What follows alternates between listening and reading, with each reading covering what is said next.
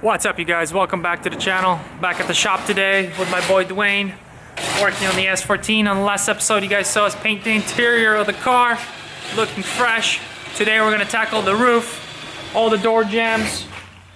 We're gonna fix some body work here with this new panel that I've added on. Basically gonna just finish it up, make it look super clean. Then we're gonna primer it, paint it, and then we'll be ready to finally reassemble the car, hopefully for the last time. Oh, and I'm forgetting the engine bay. Engine bay still gotta get painted too, but we'll probably knock that out on one move.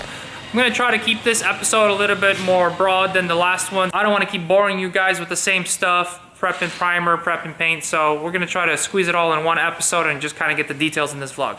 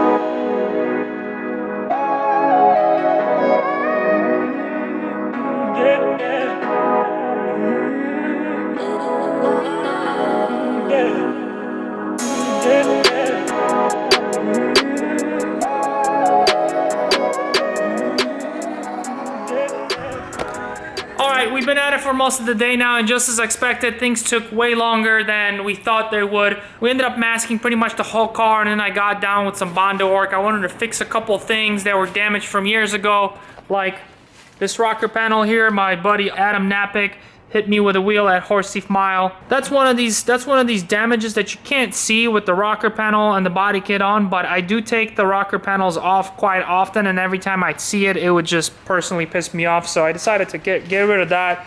I also had a big dent here from a similar type impact. And then these quarter panels, like I mentioned earlier, I decided to do some Bondo work around it, kind of make it look like original one piece. It's not going to be perfect, but this is a drift car, so we're looking at that 10-foot distance look at it. So I think it's going to look pretty good like that. Like I said before, pretty much the whole car is already masked off, ready for rest of the primer and then paint. I still got to finish the body work here, but it's starting to get late in the day. So we're gonna end it here, come back tomorrow and finish it all up.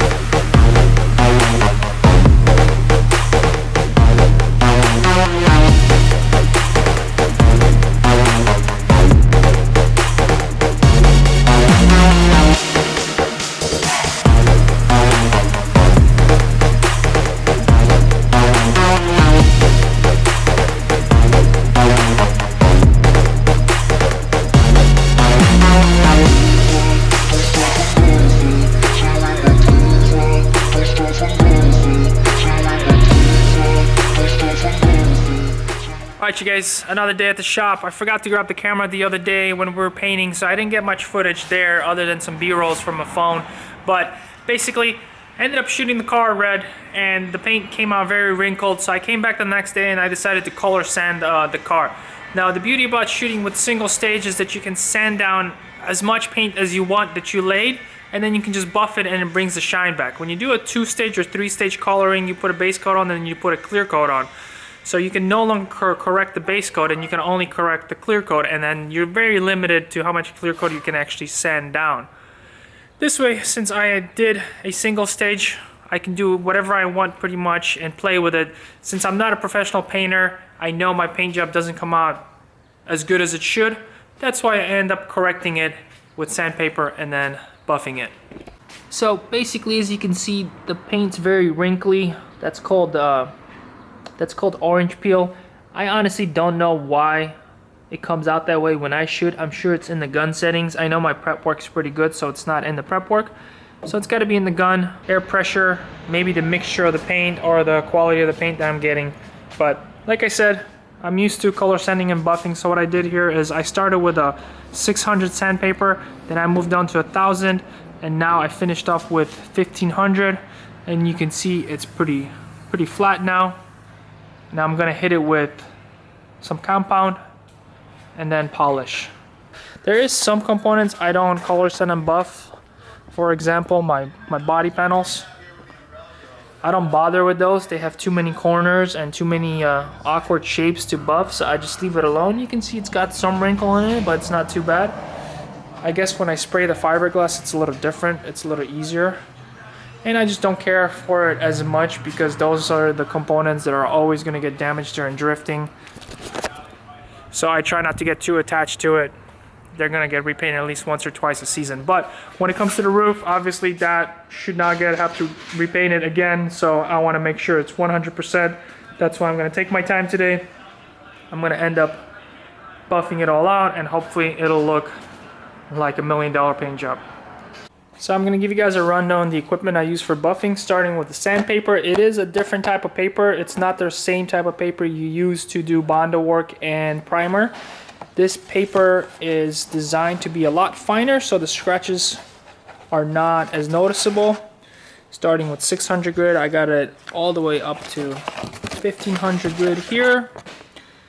That's usually what I use for single stage. If we are playing with clear coat on the vehicle, I got grit paper as high as 3000 or 5000 here to make the scratches super fine. Got two types of pads. This one's used for compound and then this one is used for polish. This is my buffer, a DeWalt, and we got the buffing compound here and polish. I've been using this stuff for years. As you can see, I have big bottles that will probably serve me a lifetime of my own paint work. So these are the tools I'm going to be using today. I'm going to set up a time lapse while I'm buffing this roof so you guys get to enjoy it right now.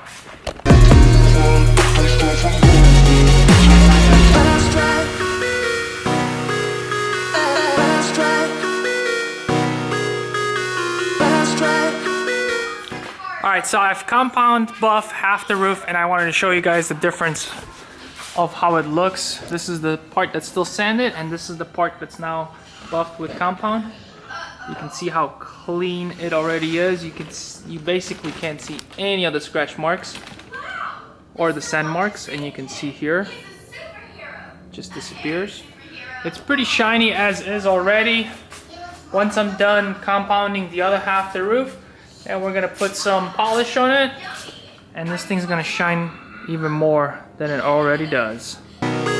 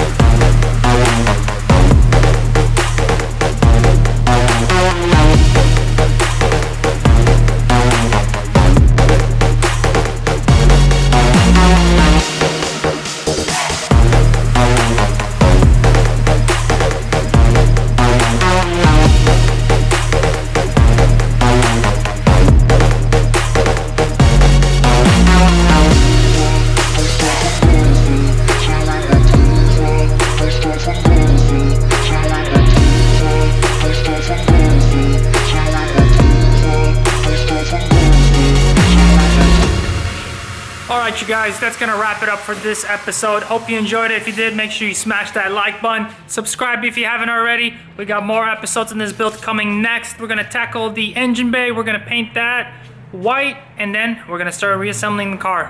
Hopefully I'll catch you guys on the next one. Peace.